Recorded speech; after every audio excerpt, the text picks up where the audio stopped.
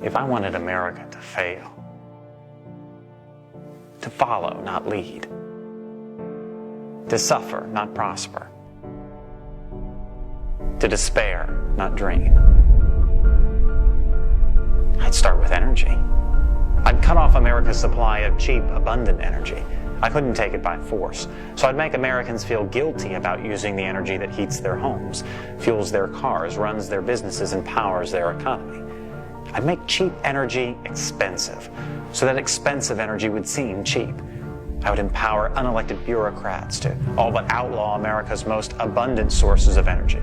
After banning its use in America, I'd make it illegal for American companies to ship it overseas. If I wanted America to fail, I'd use their schools to teach one generation of Americans that their factories and their cars will cause a new ice age, and I'd muster a straight face so I could teach the next generation that they're causing global warming. When it's cold out, I'd call it climate change instead.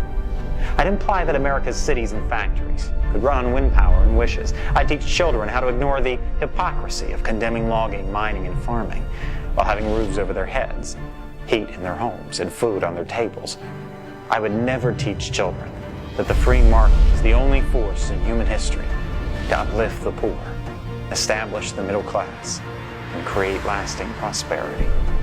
Instead, I demonize prosperity itself so that they will not miss what they will never have. If I wanted America to fail, I would create countless new regulations and seldom cancel old ones that would be so complicated that only bureaucrats, lawyers, and lobbyists could understand them. That way small businesses with big ideas wouldn't stand a chance. And I would never have to worry about another Thomas Edison, Henry Ford, or Steve Jobs. I would ridicule as flat earthers those who urge them to lower energy costs by increasing supply. And when the evangelists of common sense try to remind people about the laws of supply and demand, I'd enlist the sympathetic media to drown them out.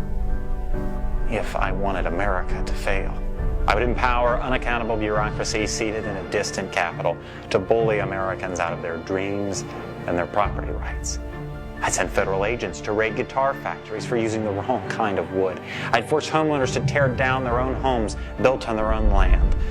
I'd make it almost impossible for farmers to farm, miners to mine, loggers to log, and builders to build. Because I don't believe in free markets, I'd invent false ones. I'd devise fictitious products like carbon credits and trade them in imaginary markets. I'd convince people that this would create jobs and be good for the economy. If I wanted America to fail, for every concern I'd invent a crisis, and for every crisis I'd invent the cause, like shutting down entire industries and killing tens of thousands of jobs in the name of saving spotted owls. And when everyone learned the stunning irony that the owls were victims of their larger cousins and not people, it would already be decades too late.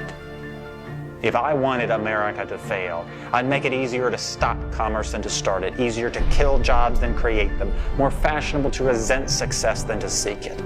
When industries seek to create jobs, I'd file lawsuits to stop them, and then I'd make taxpayers pay for my lawyers. If I wanted America to fail, I would transform the environmental agenda from a document of conservation to an economic suicide pact. I would concede entire industries to our economic rivals by imposing regulations that cost trillions. I would celebrate those who preach environmental austerity in public while indulging a lavish lifestyle in private. I convince Americans that Europe has it right and that America has it wrong. If I wanted America to fail, I would prey on the goodness and the decency of ordinary Americans. I would only need to convince them that all of this is for the greater good. If I wanted America to fail, I suppose I wouldn't change a thing.